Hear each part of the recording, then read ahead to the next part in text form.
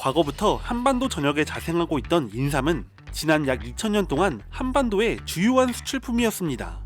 우리나라의 인삼은 일명 고려인삼이라고 불리며 인삼 중에서 최고의 상품으로 여겨졌고, 우리의 수출품 중에서는 고대부터 현대까지 경쟁력을 유지하고 있는 거의 유일한 상품이었죠.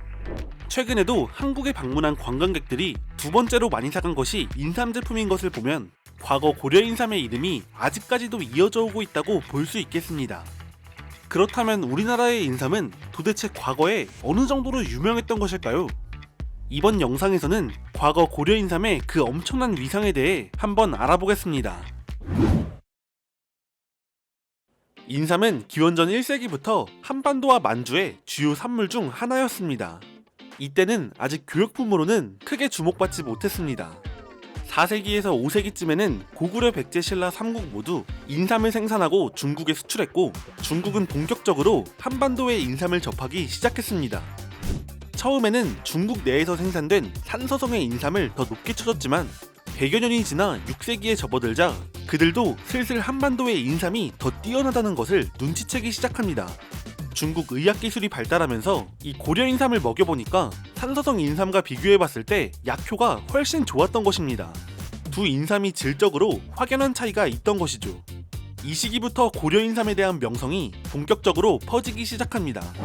왜 이런 결과가 나타났는지 현대에 들어와서 확인해보니까 산서성 일대에 자랐던 것은 인삼이 아니라 비슷한 모양의 다른 식물인 만삼으로 밝혀졌습니다. 고려인삼이라는 명칭도 삼국시대부터 퍼지기 시작했습니다. 백제삼과 나삼도 있는데 고려인삼이라는 이름이 퍼진 이유는 고구려가 차지하고 있던 북부 산악지대의 인삼 산출량이 가장 많았기 때문입니다. 고구려는 고려라는 명칭으로 오랜 기간 불려왔고, 이후 발해도 고려를 칭했으며 후삼국 또한 고려가 통일하자 한반도산 인삼의 명칭은 점차 고려인삼으로 굳어지게 됩니다. 739년 발해 문왕이 일본에 인삼 30근을 보냈습니다. 이것은 일본에 고려인삼이 전해진 최초의 기록인데요. 일본 역시 인삼에 대한 수요가 빠르게 증가했습니다. 752년엔 신라가 일본에 사신을 보내 교역을 했는데, 일본은 그 이후로 계속해서 신라에 인삼을 요청하는 문서를 보내왔습니다. 당시 병약했던 쇼무덴노는 여러가지 약을 달고 살았는데 당연히 신라에서 수입한 인삼도 달고 살았습니다. 또한 인삼의 효력이 소문났는지 일본의 유력 귀족들까지 신라에 개인적으로 사신을 파견해 인삼을 요청하기도 했습니다. 인삼은 고려시대에 들어서도 그 위상을 공고히 했습니다. 12세기 송나라에 사신 서궁이 쓴 고려도경에는 인삼은 고려의 특산물로 온 나라에서 인삼이 난다 라고 적혀있고, 인삼은 날 것과 쪄서 익힌 것이 있다고 적혀있는데 고려시대부터 홍삼이 있던 것으로 보입니다. 원나라가 들어서고 나서는 몽골 사람에게도 고려인삼은 유명했습니다. 원세조 쿠빌라이는 고려사신에게 세상에서 대대로 전해오기를 인삼은 너희 나라에서 생산되는 것이 좋다고 하는데 짐을 위해 구해올 수 있겠느냐 라고 인삼을 구해오도록 요구했다고 합니다. 또한 몽골 사람들은 진시황이 찾던 불루초가 고려인삼이라고 믿었고 개성에서 많은 인삼을 사갔습니다.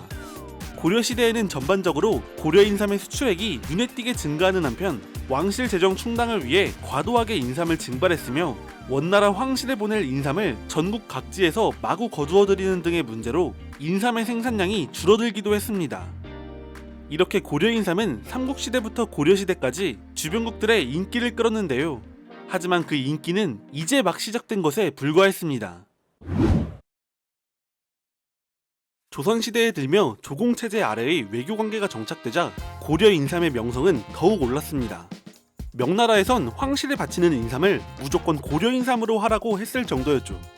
세종 12년엔 명나라와의 조공무역에서 금과 은 대신 수출할 품목으로 인삼을 선택했는데 명나라는 그것을 승인했습니다.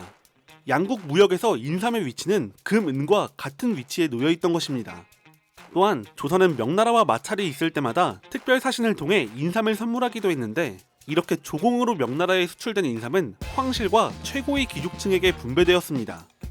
명나라는 정기사신단과 특별사신단 파견으로 인삼 공무역이 빈번했던 반면 일본은 규모가 작은 특별사신단 파견밖에 없었고, 이마저도 조선 정기 내내 규모가 점점 줄어들었습니다.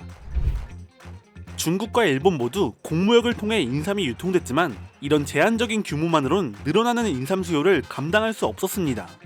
조선을 오가는 사신단에 뇌물을 주고 호송인에 상인을 채워넣기도 했는데, 이 때문에 사신단이 조선에 체류하는 기간엔 인삼 가격이 급등하기도 했습니다. 성종제위 후반기에 이르면 점차 사무역 밀무역 비중이 높아졌습니다. 명나라의 인삼 수요 또한 더욱 급증하는데, 황실과 고위 귀족층만이 아닌 일반 사대부나 부호들까지 수요가 늘어났습니다. 인삼의 수요는 아프지 않고 오래 살고 싶어하는 욕망과 비례하는 것이기 때문에 인구가 증가함에 따라 그 수요는 기하급수적으로 증가했습니다. 임진왜란 시기인 1593년엔 명나라 군비를 지원하기 위해 압록강 근처에 중간계시라는 전기시장을 열었는데, 이곳의 주된 교역품 역시 인삼이었습니다. 원칙상 3일마다 열렸지만 인삼 수요 때문인지 교역은 상시 이루어졌습니다. 여담으로 압록강 건너 건주여진의 족장 누르하치도 중간계시에 인삼을 팔았습니다. 인삼으로 마련한 경제적 기반은 그들이 세력을 확장해 후금과 청나라를 건국하는 데 큰 도움이 되었습니다. 이 시기에도 인삼의 위상을 보여주는 한 일화가 있습니다. 명나라군 참모로 파견됐던 황응량은 청렴한 관리였는데요. 전쟁이 끝나고 그가 명나라로 돌아갈 때 역시 선조가 많은 선물을 내렸는데, 선물을 전부 사양했지만 인삼만큼은 받고 돌아갔다고 합니다. 임진왜란과 병자호란, 양란 이후 17세기 중엽부터 약 100여 년 동안은 조선이 중국과 일본을 연결하는 중개무역을 통해 부를 축적한 시기입니다. 임진왜란 이후 일본과 중국은 서로 외교가 단절됐기 때문인데요. 한편 일본은 에도 막부 이후 안정기가 찾아오면서 인구가 증가했고, 동의보감 등 조선의 의약서가 전래되며 인삼의 수요가 더욱 증가했습니다. 일본에서 고려인삼은 일종의 만병통치약처럼 여겨졌기 때문에 값을 따지지도 않고 닥치는 대로 매입하기도 했습니다. 일본에서 인삼값이 얼마나 비싸고 잘 나갔는지, 이 시기 일본에선 병에 걸린 부모가 자식이 구해다 준 인삼을 먹고 병이 나았는데, 어느 날 자식이 노예로 팔려나갔다는 내용의 연극이 유행하기도 했습니다. 또 가격이 비싸다 보니 인삼을 닮은 가짜가 시중에 돌았는데, 그 종류가 20종에서 30종이나 되었다고 합니다.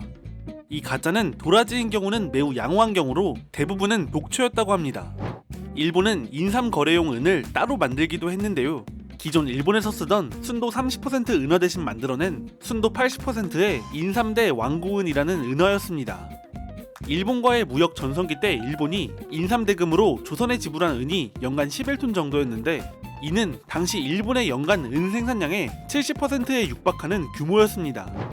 한편 고려 인삼의 수요가 고대부터 꾸준히 증가한 결과 끊임없이 인삼을 채집하다 보니 한반도의 인삼이 거의 절종되는 수준까지 도달했습니다.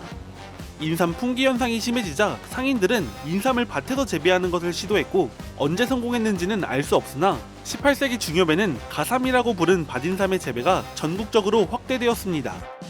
여기서 갑자기 인삼은 원래 밭에서 나는 거 아닌가 싶을 텐데요. 지금까지 영상에 나왔던 인삼, 그러니까 18세기 이전까지의 인삼은 현대의 산삼을 뜻합니다. 이러니 늘어나는 수요를 감당할 수가 없었죠. 밭인삼인 가삼 재배의 성공은 사실상 밭에서 100달러 지폐가 복사되는 것과 같았습니다. 인삼의 산출량이 많아지다 보니 인삼의 가공도 활발하게 일어났습니다. 인삼을 쪄서 홍삼으로 만들었는데 유통기한도 늘어난 인기 상품이었죠. 또한 이때 마침 요동지역의 인삼이 절멸하면서 홍삼의 수출이 급증했습니다. 처음에는 연간 공식 거래량이 120근에 지나지 않았지만 50년 이후 약 4만 근까지 가파르게 상승했습니다. 19세기 초 조선에서 거래된 홍삼의 가격은 한 근당 수는 100냥, 당시 물가로 쌀 60석에서 80석 정도였는데, 중국에 팔면 한 근당 수는 350냥에서 최대 700냥까지 받을 수 있었습니다. 이 값은 당시 청나라에서 같은 무게의 금값보다 더 비싼 가격이었습니다. 만약 홍삼 4만 근을 모두 중국에 700냥에 판다는 가정하에 쌀로 환산하면 쌀 322만 5,600톤이 나오는데, 이걸 다시 2021년 6월 쌀 가격으로 계산하면 홍삼 시장의 규모는 약 12조 원이 됩니다. 물론 당시 가치를 반영하지 못하는 계산으로 산업혁명기 이후 농업 생산량이 폭증한 것을 고려했을 때 시장 규모는 더 컸을 것으로 추정됩니다. 조선 정부는 홍삼 무역으로 20만 냥의 세금을 거두었고, 훗날 흥선대원군은 홍삼 무역세를 이용해 군비를 보강했습니다. 대한제국에선 1908년 이 홍삼 무역으로 국가재정을 확보하기 위해 홍삼 전매제를 실시했지만 얼마 안가 일본에 강제합병당하며 그 이익은 총독부가 보게 됩니다. 17세기 중반 양난을 극복한 조선은 인삼과 중일 중개무역을 통해 막대한 부를 올렸습니다.